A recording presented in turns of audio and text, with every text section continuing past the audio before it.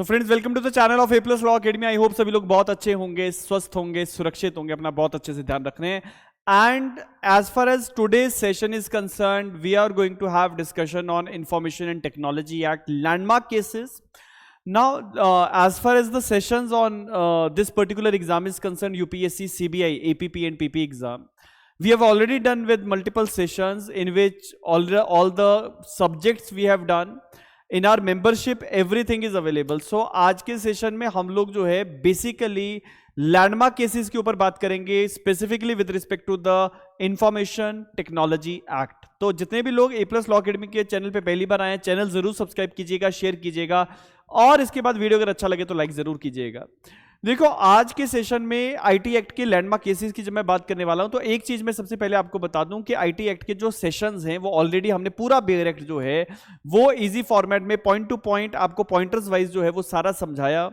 वो सारी क्लासेस हमारी मेंबरशिप के अंदर अवेलेबल हैं. यूपीएससी का मेंबरशिप हमारा आप एक्सेस कर सकते हैं. 119 रुपीज में ये मेंबरशिप आपको मिल जाएगा, जिसमें आपको अप्रोक्सीमेटली 25 सेशंस जो हमारे सब्जेक्ट्स के हैं, जो बेयर एक्ट्स की रीडिंग है, बेयर एक्ट्स की अंडरस्टैंडिंग है, वो सब हमने किया. सारे 8 के 8 स्पेशल लॉज जो है वो उसमें कवर हो चुके हैं. और उसके साथ साथ केस लॉज, चाहे वो मनी लॉन्ड्रिंग एक्ट हो, प्रिवेंशन ऑफ करप्शन एक्ट हो, दिल्ली स्पेशल पुलिस एस्टेब्लिशमेंट हो, सीवीसी एक्ट हो, आईटी एक्ट हो, उन सारे केसेस की जो वीडियोस हैं वो भी आपको मिल जाएंगी, जिसमें ऑल टुगेदर आप अपने एग्जाम को लेके बहुत अच्छे से प्रिपेयर जो है वो कर सकते हैं. सो चलिए बात करते हैं आईटी एक्ट के अंदर क्या क्या इंपॉर्टेंट केसेस हैं, किन केसेस का आपने खास ध्यान रखना है, क्योंकि एग्जाम में डेफिनेटली आपको केस लॉ बेस्ड क्वेश्चन आएंगे. तो हो सकता है ऑप्शंस में कोई ऐसे क्वेश्चंस आ जाएं, ऐसे केसेस आ जाएं जो आपने अगर ध्यान में रखा है तो डेफिनेटली आपको उससे एग्जाम में फायदा होगा. तो पहला जो हमारा केस है, Shreya Singhal versus union of India. मैं ये मानता हूं कि जितने भी लोग अपने करियर में, अपने लॉ के करिकुलम में कभी भी अगर साइबर लॉ पढ़ा है तो श्रेया सिंघल का जजमेंट आपको जरूर पता होना चाहिए.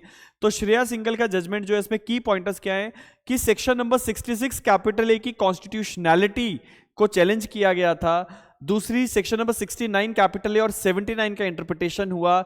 और इस केस में बेसिकली पॉइंट क्या था कि एक व्यक्ति ने सोशल मीडिया पोस्ट डाली. सोशल मीडिया पोस्ट डालने के बाद बहुत सारे लोगों से अनॉय हुए, परेशान हुए और उसके कारण से उसका अरेस्ट हुआ.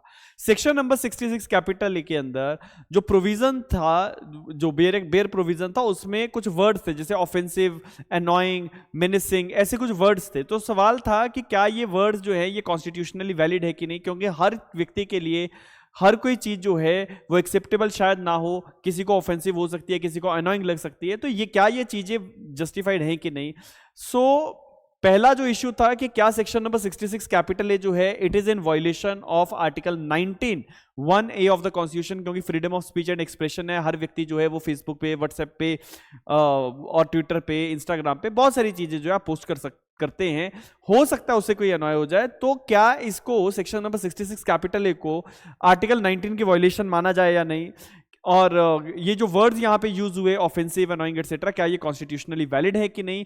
और इंटरमीडिएरीज जो हैं जिनके माध्यम से वो चीजें जा रही हैं, क्या वो लायबल होंगे या नहीं होंगे. तो इन्हीं सब चीजों को लीगल प्रिंसिपल जो थे, जो कोर्ट ने दिए, कोर्ट ने कहा कि जो प्रोविजन है थोड़ा सा वेग दिखता है और उसी कारण से ये आर्टिकल 19 और 14 का वायलेशन कर रहा है. और इसके साथ साथ कोर्ट ने एक और चीज कही कि सिर्फ अगर किसी व्यक्ति के किसी स्टेटमेंट से, एक्ट से इंसाइटमेंट होता है टू द वायलेंस और टू द पब्लिक डिसऑर्डर, तो उसी को रिस्ट्रिक्ट करना है. बाकी ये जो अनॉयंस एटसेट्रा वाली जो चीजें हैं ये बहुत ज्यादा जस्टिफाइड नहीं है.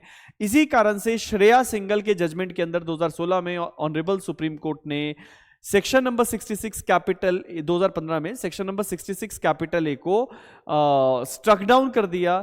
और उसके साथ साथ सेक्शन नंबर 79 जो है उसका इंटरप्रिटेशन देते हुए कोर्ट ने कहा कि इंटरमीडिएरीज जो है, जो सर्विस प्रोवाइडर्स जो हैं, उनको डायरेक्ट किया जा सकता है कंटेंट रिमूव करने के लिए, लेकिन वो तभी होगा जब कोर्ट ने डायरेक्शन दी है या गवर्नमेंट ने ऑर्डर दिया है. किसी प्राइवेट कंप्लेंट के बेसिस पे जो इंटरमीडिएरीज हैं वो कंटेंट रिमूव नहीं करेंगे. राइट. और 69 कैपिटल ए जो था हमारा आईटी एक्ट का, जो हमने ऑलरेडी क्लासेस लगा ली, आप क्लासेस लगाइए, उसमें सारे सब्जेक्ट्स हम लोगों ने करवा रखे हैं. सो 69 कैपिटल ए की कॉन्स्टिट्यूशनैलिटी को अपहोल्ड किया गया. इसके बाद अगला जो केस है state of Tamil Nadu versus Suhas कट्टी का केस है 2004 का. बहुत इंपॉर्टेंट केस, पहला केस जिसमें पहली दफा आईटी एक्ट के अंदर जो था किसी व्यक्ति का कन्विक्शन हुआ था. for posting obscene, defamatory and mocked content against a woman, about a woman on online platforms. तो ये पहला सक्सेसफुल कन्विक्शन आईटी एक्ट के अंदर हुआ। सेक्शंस जो यहां पे इन्वॉल्व थे, आईटी एक्ट का सेक्शन नंबर 67 और उसके साथ साथ आईपीसी का 509 और 500। 509 बेसिकली लगता था for insulting the modesty of the women, and section number आपका जो है 500 अप्लाई होता था for the offence of defamation. तो उन्हीं के साथ साथ सेक्शन नंबर 67 आईटी एक्ट का लगा। कोर्ट का जो लीगल प्रिंसिपल्स थे यहां पे वो क्या है कि electronic records are acceptable as evidences, cyber crime investigation standards जो हैं वो रिकॉग्नाइज किए गए, और स्पीडी कन्विक्शन जो है वो होना चाहिए as far as the cyber law enforcement is concern. तो ये पहला साइबर सेक्सुअल हरासमेंट का केस था जिसमें कन्विक्शन हुआ, एंड ये आप लोगों को एग्जाम में पूछा जा सकता है। इसके बाद अगला जो केस है जो दिल्ली हाईकोर्ट के द्वारा एक जजमेंट डिसाइड हुआ, जिस अवनीश बजाज वर्सेस स्टेट 2008 का केस है दिल्ली हाईकोर्ट का। सो एक व्यक्ति ने एमएमएस कंटेंट जो ऑब्सीन एमएमएस जो है वो Bezzy.com को बेच दिया, जिसके बाद जो इसके सीईओ थे उनको अरेस्ट किया गया।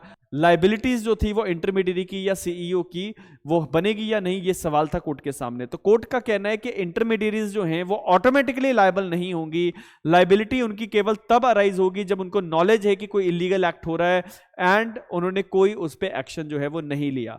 तो आउटकम इस केस में क्या हुआ कि जो सीईओ था वो उसको डिस्चार्ज कर दिया गया इन द एब्सेंस ऑफ मेंजरिया, और प्रोटेक्शन जो थी वो इंटरमीडियरीज को मिली। तो आपको सवाल आ सकता है कि कौन से केस में कोर्ट ने इंटरमीडियरीज की प्रोटेक्शन की बात करी, तो दैट इज Bezzy.com केस, है ना। इसके बाद अगला जो आपका पॉइंट है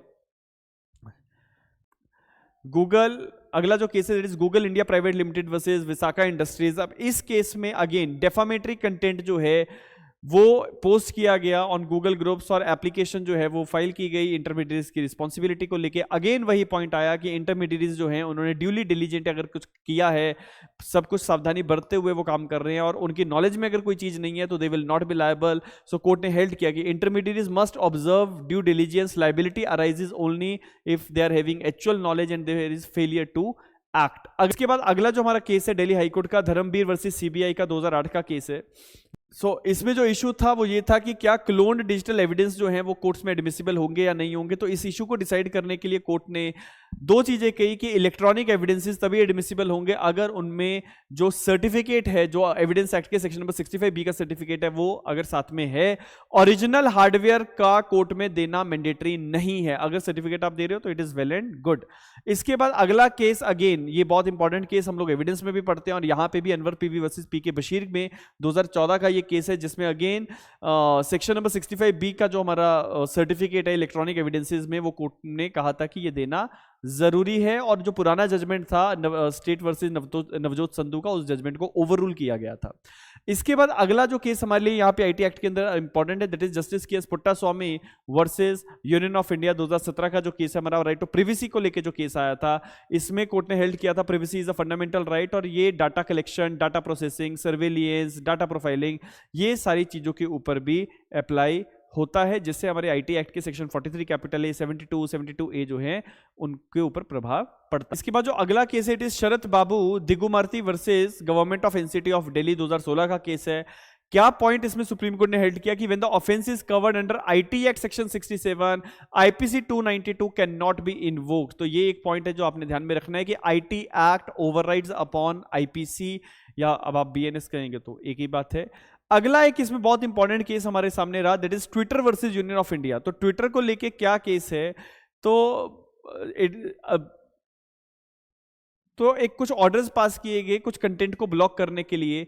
तो कोर्ट ने हेल्ड किया कि government has the power to block the content for national security as well as for maintaining the public order, और अगर ड्यू प्रोसेस के साथ प्रोपोर्शनेटली ऐसा ऑर्डर पास किया जा रहा है तो आप किसी भी सोशल मीडिया प्लेटफॉर्म को कंटेंट ब्लॉक करने के लिए डायरेक्ट कर सकते हैं। तो ये सारे केसेस आप लोगों ने इंफॉर्मेशन एंड टेक्नोलॉजी एक्ट के अंदर जो है ये ध्यान में रखने हैं।